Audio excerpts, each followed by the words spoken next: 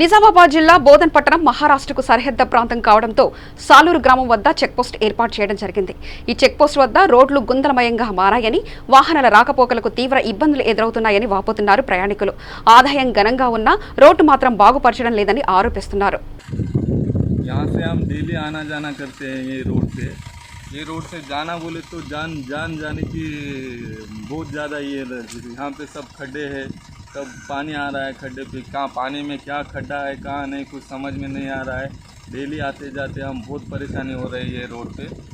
कुछ यहाँ पे गवर्नमेंट कुछ करने का कुछ सोचता नहीं, कुछ नहीं है।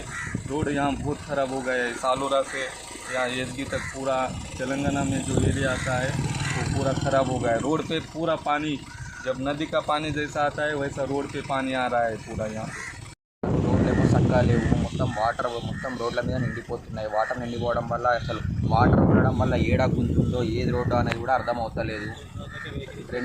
రెండు రోజులే వెహికల్ బంపర్లు ఊసిపోతున్నాయి. ఏంది మరి ఇది పట్టించుకోరో నాకైతే అర్థమవుతలేదు. ఈ రోడ్డు మస్తు చాలా ప్రాబ్లం అవుతుంది ఈ రోడ్ చేయంగా. కనీసం ఇప్పటికైనా ఇది మీడియా వాళ్ళకి చెప్తున్నా, మీడియా వాళ్ళు దీన్ని ఏమన్నా సీరియస్గా యాక్షన్ తీసుకొని ప్రభుత్వం దగ్గరికి తీసుకెళ్తారని అనుకుంటున్నాం.